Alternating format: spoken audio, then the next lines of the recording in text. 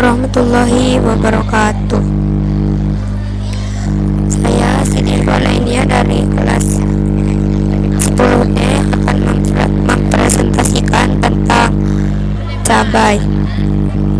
Cabai adalah buah yang tumbuhan anggota genus Capsicum. Buahnya dapat digolongkan sebagai sayuran maupun bumbu, tergantung bagaimana pemanfaatannya sebagai bumbu. Buah cabai yang pedas sangat populer di Asia Tenggara sebagai penguat rasa untuk makanan bagi seni masakan Padang. Cabai bahkan dianggap sebagai bahan makanan pokok ke-10. Sangat sulit bagi masakan Padang dibuat tanpa cabai. Manfaat tumbuhan cabai. Cabai merah besar merupakan salah satu jenis sayuran yang memiliki nilai ekonomi yang tinggi. Cabai mengandung berbagai macam senyawa yang berguna bagi kesehatan manusia. Cabai merupakan salah satu komoditas sayuran yang banyak dibudidayakan oleh petani di Indonesia karena memiliki harga jual yang tinggi dan memiliki beberapa manfaat kesehatan, yang salah satunya adalah zat kapsikin yang berfungsi dalam mengendalikan penyakit kanker.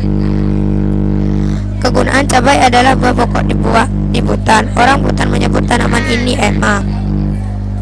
Cara penanaman. Cabai atau lombok termasuk dalam suku terong dan merupakan tanaman yang mudah ditanam pada dataran rendah ataupun dataran tinggi.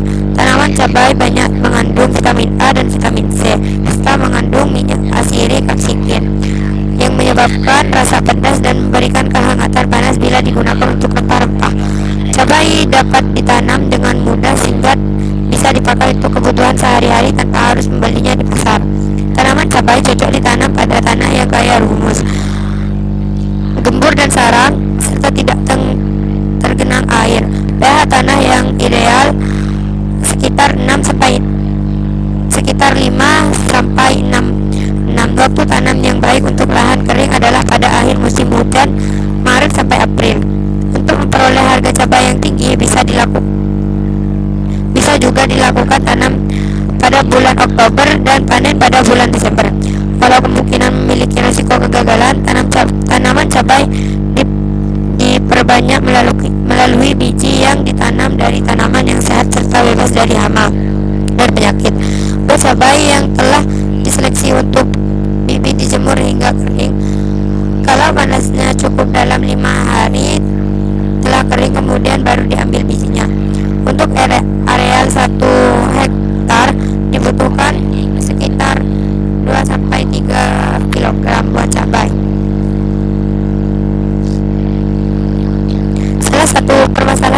Salah satu kendala utama dalam sistem produksi cabai di Indonesia adalah dengan adanya serangan lalat buah pada buah cabai. Hama ini sering menyebabkan gagal panen.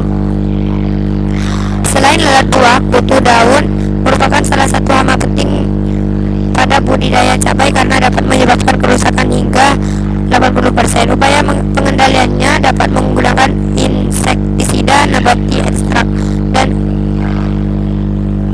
Toporisia vogeli dan Alpinia galanga. Upaya mengatasi hawa di cabai. Sebenarnya sudah dilakukan upaya untuk mengendalikan serangan lalat buah ini. Buah ini diantaranya adalah pembrongsongan yang dapat mencegah serangan lalat buah. Tetapi cara ini tidak praktis dan efektif untuk dilakukan pada tanaman cabai dalam area yang luas. Sementara diperlukan cara pengendalian yang ramah lingkungan dan cocok untuk diterapkan di area luas seperti di lahan sentral produksi cabai. Upaya pengendalian lalat buah pada tanaman cabai, khususnya cabai merah, adalah penggunaan insektisida sintetik karena dianggap praktis, mudah didapat dan menunjukkan efek yang cepat. Selain insektisida sintetik, insektisida nabati seperti kacang babi, jeruk purut, serai wangi efektif sebagai penolak lalat buah. Ciri-ciri tumbuhan cabai. Cabai merah besar, jenis cabai paling pedas di Indonesia yaitu cabai merah.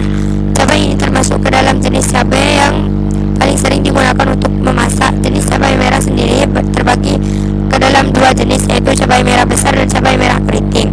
Cabai yang kedua, cabai merah keriting. Jenis cabai paling